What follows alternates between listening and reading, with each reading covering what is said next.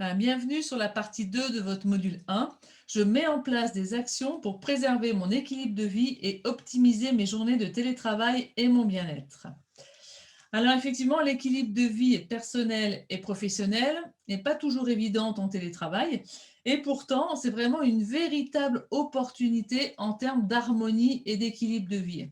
C'est vraiment l'occasion rêvée pour faire un petit peu un stop, pour suspendre le temps, pour prendre de l'altitude et pour pouvoir faire un point un petit peu sur les choses qu'on veut conserver, les choses qu'on fait de trop, pas assez, comment on veut harmoniser en fait notre vie pouvoir se libérer du temps, prendre soin de soi et de sa famille. Alors la clé d'une vie épanouie et du bonheur est de trouver un point d'équilibre entre le travail et les autres facettes de l'existence. On a pu mettre en évidence en fait 4 facettes qui nous permettent de vivre en harmonie. La première facette, eh ben, c'est le travail, avec tout ce qui tourne autour en fait, hein, toutes les tâches qui sont allouées au travail, mais même les temps de transport. Le côté social, avec notre famille, nos amis, nos collègues, nos rencontres, les personnes qu'on côtoie dans le sport, les associations, enfin tout le lien social. La troisième facette, c'est la santé, c'est tout ce qui concerne notre bien-être. Donc ça peut passer de la nutrition à l'hydratation, au sommeil, qui est une grande partie on a souvent tendance à négliger, mais qui fait partie vraiment de notre équilibre de vie.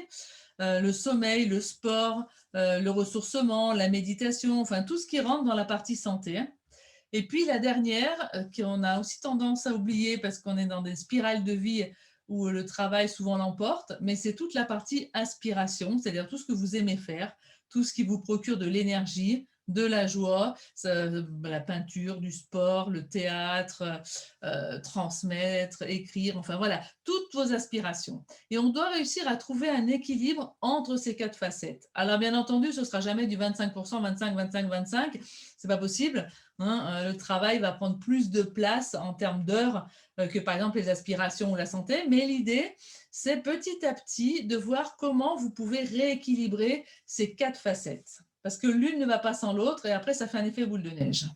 Alors, vie perso, vie pro, comment équilibrer nos 4 facettes? Alors, pour équilibrer nos 4 facettes, ça passe aussi par l'équilibre de nos nombreuses casquettes. Alors, nos casquettes, ce sont toutes nos fonctions, tous nos rôles, et on en a énormément. Alors, on a des casquettes professionnelles, on en a de plus en plus d'ailleurs, parce qu'on est de plus en plus polyvalent, donc on a plusieurs fonctions à remplir, différentes responsabilités, voire parfois de la cumulation d'emplois. Donc là, ce sont toutes nos casquettes professionnelles. Et on a également des casquettes non professionnelles, donc comme être parent, tout ça je les ai mis en gros et en gras, celles qui nous prennent en tout cas le plus de temps, c'est être parent, conjoint, enfant de, on est enfant de, ami de, membre d'association de, bénévole ou musicien, comédien, membre d'une équipe de sport, et j'en passe, et j'en passe, et j'en passe. Ça, ce sont toutes nos casquettes non professionnelles. Et qui sur la balance, forcément, il y en a plus en général que professionnelles. Et le challenge, en fait, l'important pour réussir son télétravail, ça va être d'éviter de trop mélanger nos différentes casquettes pro et privées dans le même temps.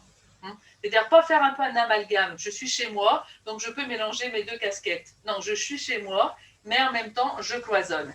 Et la difficulté, c'est vraiment de réussir ce cloisonnement. Il faut que ce soit un cloisonnement judicieux, qui soit juste, qui soit réfléchi, qui soit pas totalement rigide à se dire je fais mon travail et en dehors de mes heures de travail, je m'occupe du reste. Non, on peut aussi mélanger certaines choses. C'est pas forcément être tout figé. Un exemple, on est à la maison, moi personnellement, si j'ai une machine à faire tourner, je vais la faire tourner pendant mes heures de travail. Si j'ai une machine à étendre, je vais aller l'étendre pendant mes heures de travail.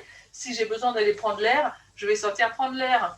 Si j'ai besoin je sais pas moi, de répondre à un mail qui est totalement personnel et qui n'a rien à voir avec le travail, je vais prendre le temps de répondre à ce mail ou au téléphone. Donc, ce n'est pas forcément de tout cloisonner, mais c'est de trouver un équilibre qui est juste et judicieux,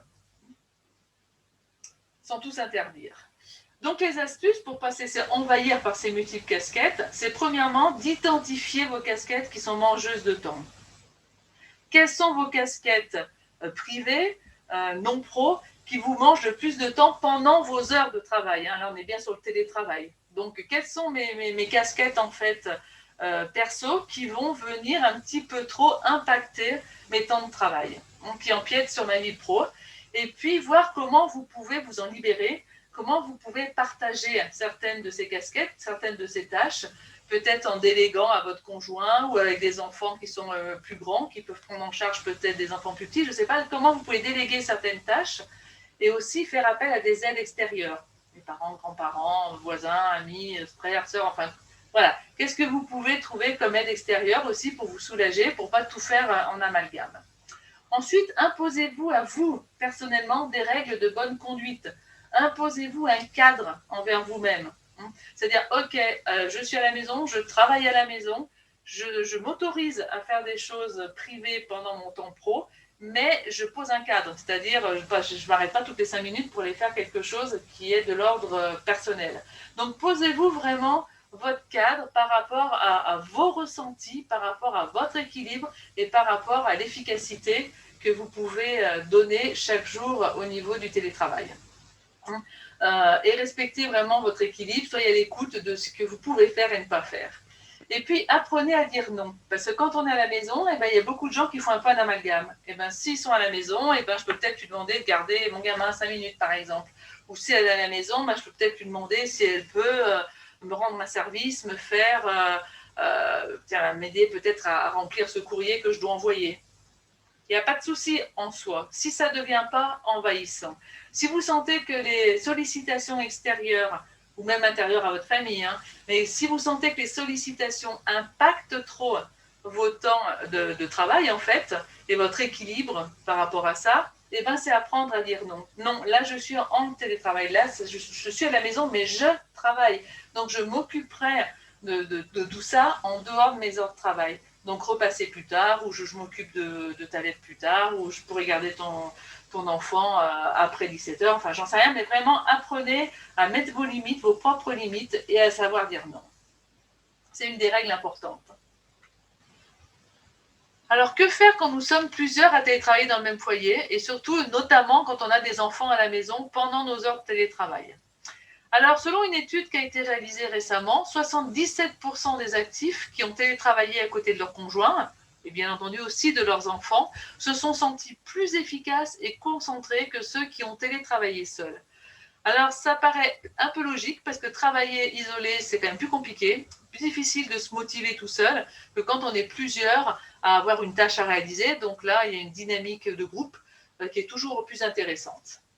Alors, quelques petites astuces que je peux partager avec vous, eh ben, c'est se stimuler mutuellement. Si vous êtes plusieurs à la maison et notamment aussi avec des enfants, eh ben, donnez-vous des challenges. Et voilà, chacun a une petite tâche à faire, chacun a un petit objectif à faire, ou il reste dans sa chambre faire un jeu, et à un moment donné, vous fixez la fin de vos heures de travail, et bien là, on va définir un moment ou un moment de pause où on va faire une activité commune, on va dire, qui va être la récompense pour tout le monde. C'est chacun sa tâche et on revient sur quelque chose ensemble. À nouveau, ce côté ensemble. Donc, ça peut être une récompense, ça peut être un jeu de société, des lectures d'une histoire, une sortie, vraiment qui est cet aboutissement.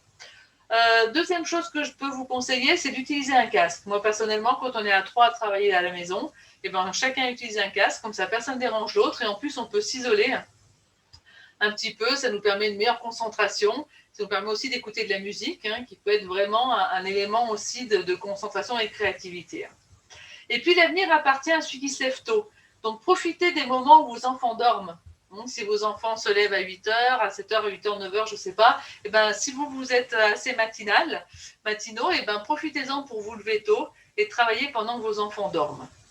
Dialoguez avec vos enfants, expliquez-leur pourquoi vous êtes à la maison. Parce que pour un enfant, selon son âge, pas évident de comprendre. Pas évident de comprendre pourquoi papa et maman ils sont ici, ils sont avec nous et on joue pas. Et on peut pas partager des choses parce qu'en général, quand vous êtes à la maison, c'est le week-end et vous partagez des choses avec vos enfants.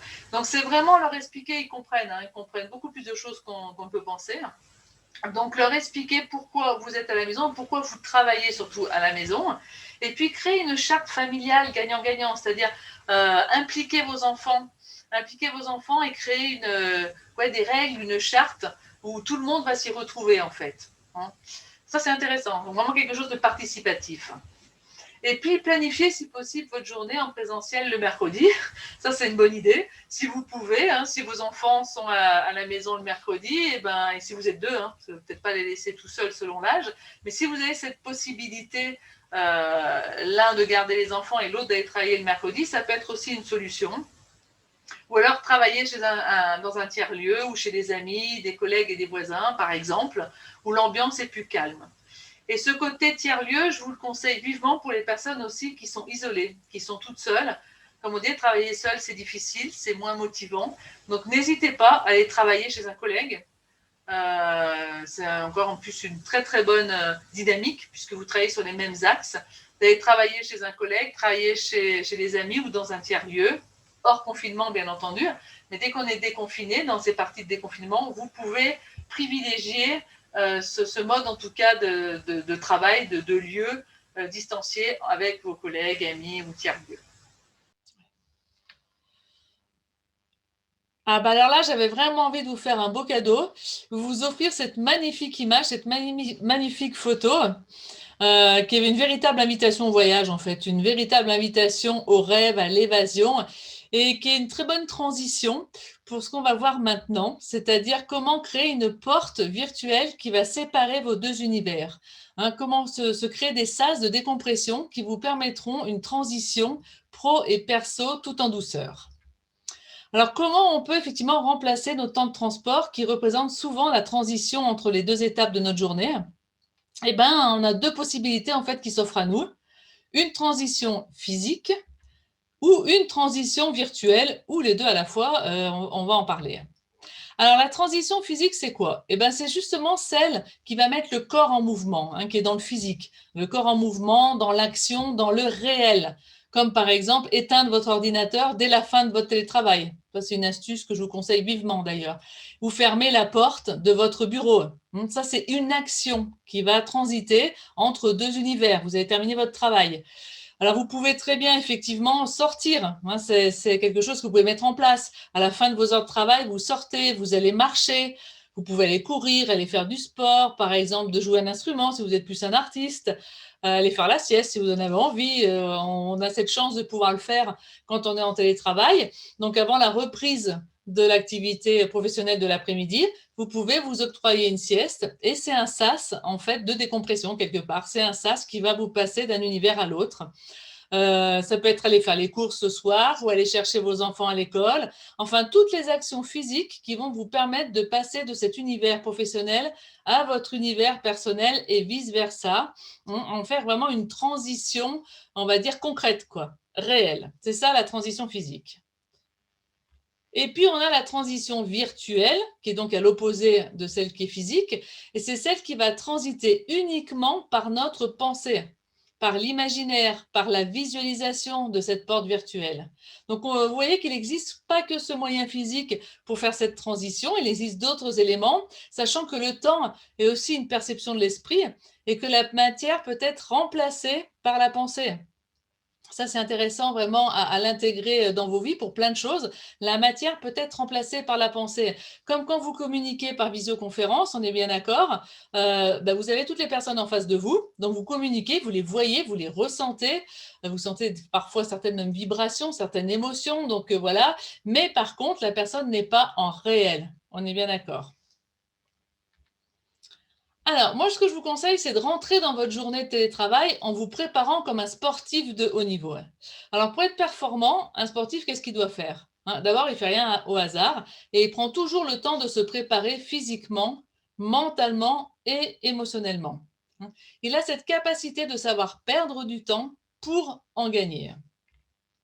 Alors, il se prépare physiquement pour préparer son corps à l'effort, mais aussi pour relâcher les muscles et se dynamiser. Émotionnellement, pour calmer l'agitation, le stress, les peurs, la pression des résultats, trouver le juste équilibre entre la détente et le stress positif, le taux d'adrénaline voilà, que va pouvoir télécharger, pardon. Mentalement, pour être pleinement présent, pour pouvoir se faire une concentration optimale, se mettre dans une bulle, pour préparer son cerveau à l'action à travers des techniques de visualisation, visualiser son parcours, sa chorégraphie, son programme, ses gestes justes. Et c'est vraiment un lien qu'on peut faire entre le sport de haut niveau et l'entreprise.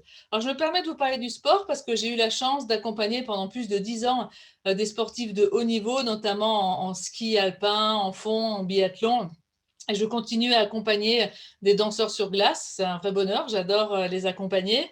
Et on travaille effectivement tous ces éléments. Et là, cette transition, cette visualisation, observer les choses mentalement avant qu'elles arrivent, ça, c'est extraordinaire le résultat qu'on peut en tirer.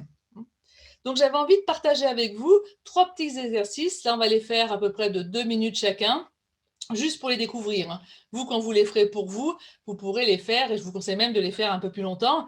Mais là, pour vous les faire découvrir, on va à peu près caler notre temps sur 2 minutes par exercice. Et c'est des exercices que je fais vraiment pratiquer aux sportifs que j'accompagne. Alors, vous allez les découvrir et on pourra en reparler pendant le temps de visioconférence. Alors, le premier exercice, c'est ma bulle de connexion. D'ailleurs, vous voyez, là, je suis dans une bulle, on ne me reconnaît peut-être pas beaucoup, mais je suis dans une bulle. C'est pour ça que j'ai mis cette illustration. C'était au Stade des Alpes avec mon partenaire AG2R avec qui je travaille régulièrement. Et c'était dans un forum, justement, la qualité de vie au travail, un forum sur l'entreprise. Donc, ça, c'était pour la petite parenthèse. Donc, la séance, ma bulle de connexion, eh ben, on va tout simplement fermer les yeux pendant un instant. On va respirer et vous allez imaginer que vous fabriquez en fait, que vous êtes en train de faire votre bulle de savon, hein, comme quand on était petit. Donc vous la voyez s'agrandir, s'agrandir. Vous êtes à l'intérieur, vous êtes bien concentré, vous êtes bien dans un cocon. Et puis là, vous allez juste vous relier avec vos collègues sur le lieu de votre travail. Voilà, on fait déjà cette première expérience. Donc je vous invite tranquillement, les 2 pieds à plat au sol, à fermer les yeux et à vous laisser guider par ma voix. Prendre 3 profondes respirations tranquillement. Sentir l'air qui rentre au niveau des narines, l'air qui ressort.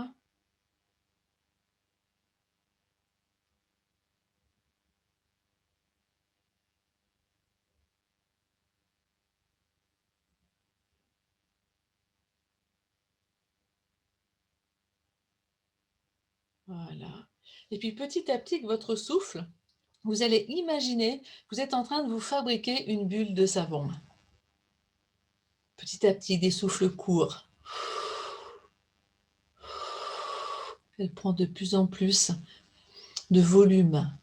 Mais prenez le temps de la construire, cette bulle. D'observer tous ces reflets, toutes les belles couleurs du reflet du soleil à la surface, sa transparence, sa luminosité.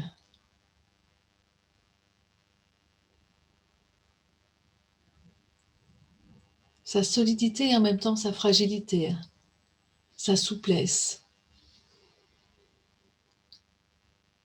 Voilà, prenez le temps vraiment de vous faire une très belle bulle. Une bulle de savon, magnifique, agréable.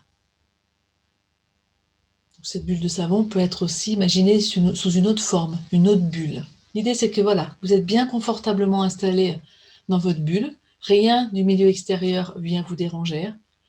Vous êtes juste en calme avec vous-même, en pleine concentration avec vous-même. Et puis tranquillement, vous allez amener votre esprit sur votre lieu de travail, dans votre entreprise.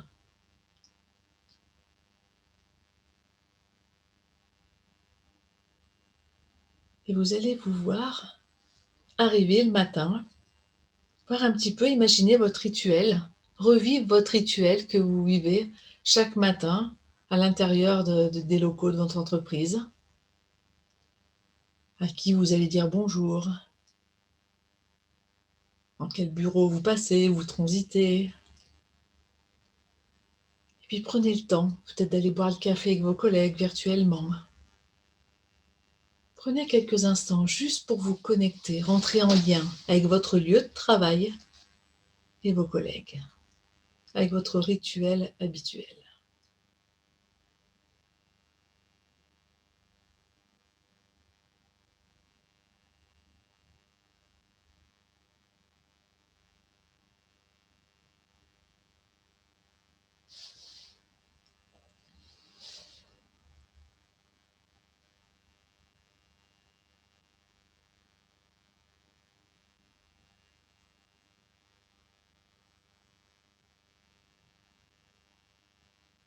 Voilà.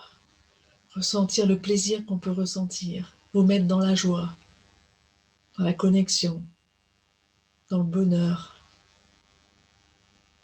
dans l'énergie positive.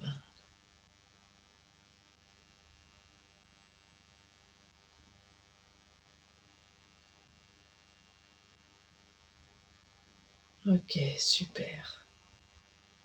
Puis je vous laisse le temps de revenir ici et maintenant, de rouvrir les yeux quand c'est ok pour vous.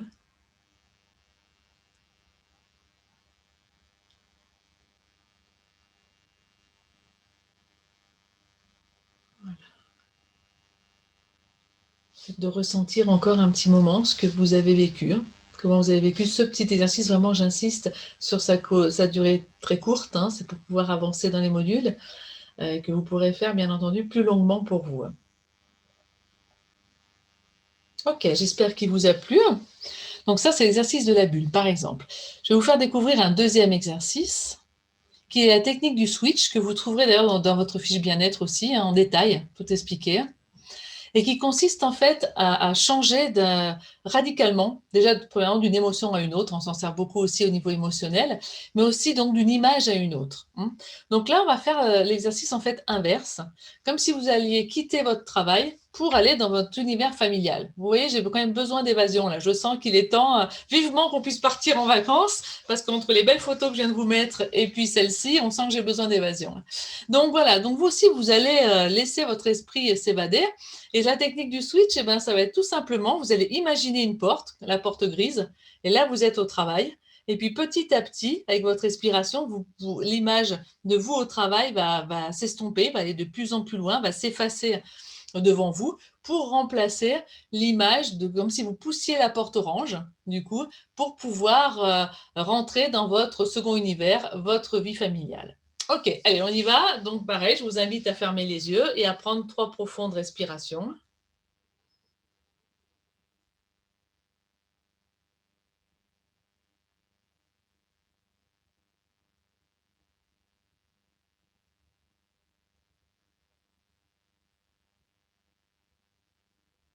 Voilà, super. Et puis, visualisez votre poste de travail, que ce soit dans les locaux de votre entreprise ou que ce soit chez vous, ce qui représente en tout cas pour vous votre travail. Pendant quelques secondes, juste laisser venir à votre esprit. Voilà. Et puis, grâce à votre souffle, vous allez imaginer que vous ouvrez cette porte grise et que vous pulsez, vous laissez partir en fait de devant vous cette image de vous au travail, comme si vous ouvriez la porte pour sortir de votre poste et vous laissez cette image se fondre sur chaque expiration, aller un petit peu plus loin devant vous, comme si vous lui donniez congé en fait à cette image, comme si vous donniez congé à votre journée de travail. Sur chaque expire, elle s'éloigne davantage jusqu'à devenir de plus en plus floue, voire totalement invisible. Voilà. Je vous laisse encore quelques instants éloigner cette image.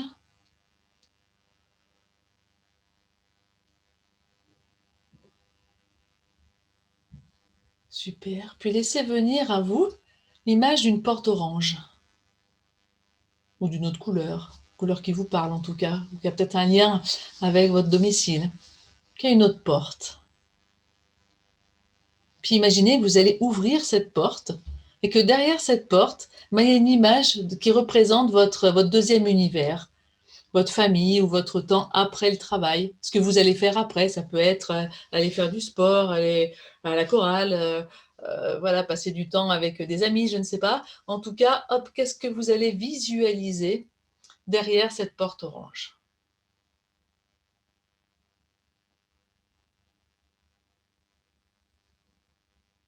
Et du coup, c'est l'effet inverse, cette image qui était lointaine au départ, eh ben, se rapproche sur chacune de vos inspires.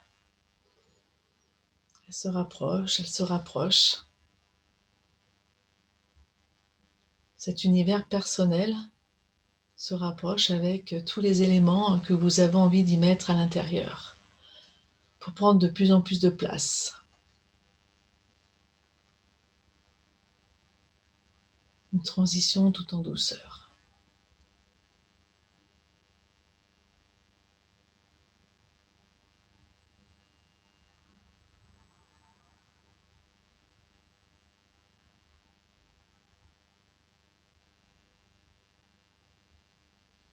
Voilà.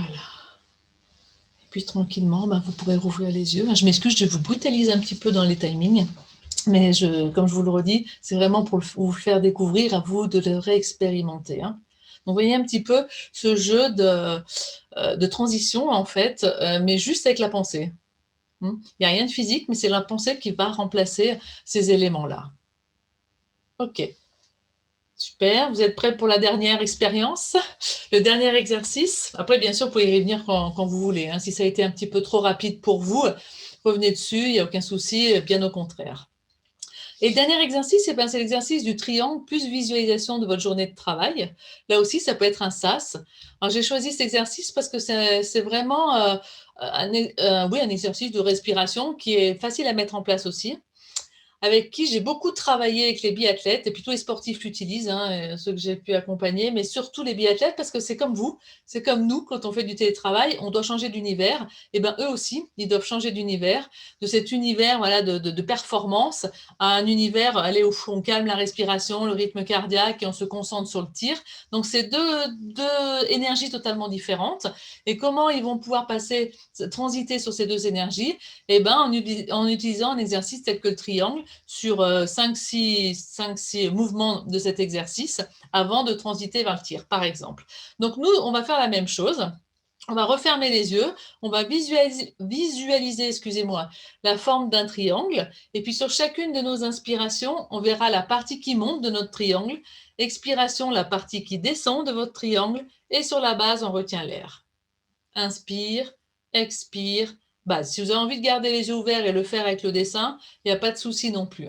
Et puis ensuite, vous allez vous projeter dans votre journée en fait de travail. Juste, voilà, on va faire ça aussi en quelques secondes, 1 minute. Juste vous projeter dans votre journée. Qu'est-ce que vous allez mettre en place? C'est quoi votre objectif? Comment les rendez-vous que vous avez, les pauses que vous avez prévues, par exemple. Voilà, vivre votre journée de travail. Voilà, donc je vous invite à fermer les yeux ou pas, c'est comme vous voulez. Et puis à faire 3 profondes respirations.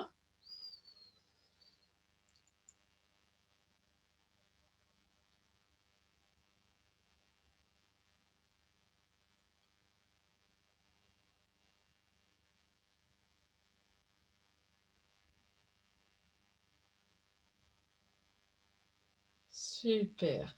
Et là, laissez venir à vous la forme d'un triangle devant votre écran intérieur. Les yeux fermés, c'est quand même bien plus facile de se concentrer, mais à vous de voir.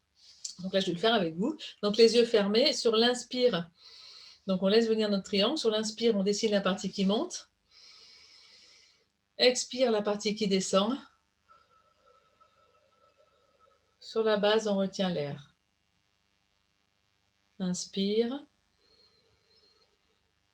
Expire. Sur la base, on retient l'air. On fait ça encore 4-5 fois. Et s'il y a des idées, des pensées qui viennent nous envahir, on les chasse grâce à notre souffle. L'idée, c'est vraiment de se concentrer uniquement sur votre respiration et sur le triangle. C'est ça, se faire une bulle, d'être concentré uniquement là-dessus. Et je vous laisse faire 5 ou 6 fois.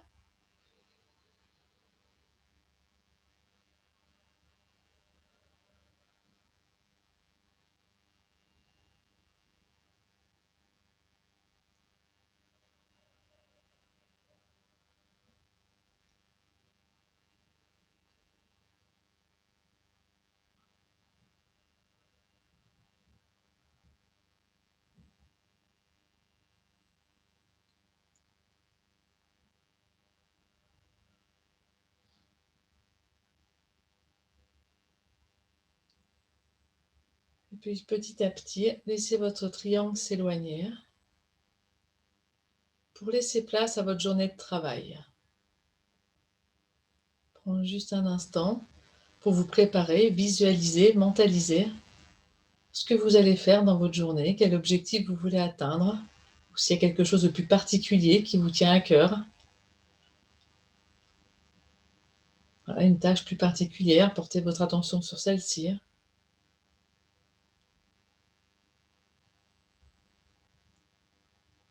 Vous imprégnez vraiment de vos tâches, de votre journée, de votre feuille de route ou d'un événement particulier qui va être représentatif de votre journée professionnelle.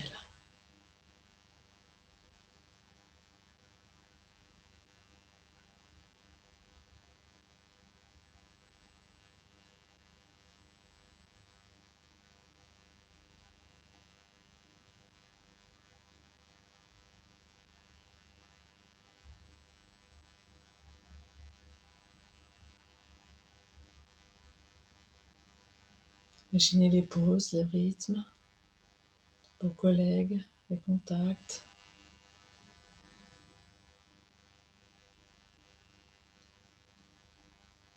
Le début de votre journée, la fin de votre journée.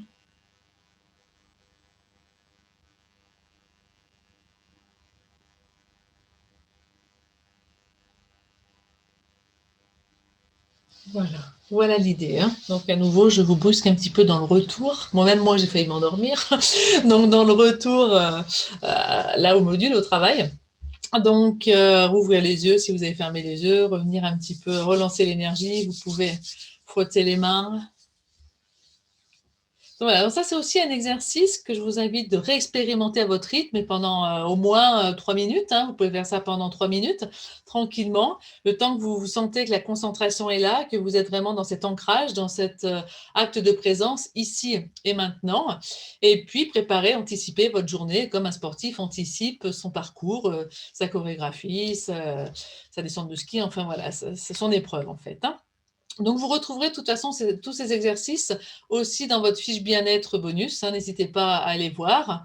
Et puis, ce que je vous invite à faire, c'est tout simplement vous créer votre propre rituel, votre propre sas, en mélangeant soit que du physique si vous n'êtes pas du tout dans l'axe de l'esprit, du mental, soit avec du mental. Vous pouvez même faire de la cohérence cardiaque, vous pouvez faire de la méditation, enfin tout ce qui va vous aider à transiter comme ça, ou bien entendu les deux. Faire de la relaxation, des étirements, de la marche. Pendant la marche, vous pouvez très bien amener aussi plus au niveau pensée et de l'esprit. Donc, à vous d'expérimenter tout ça et de faire votre propre rituel. Voilà. Alors,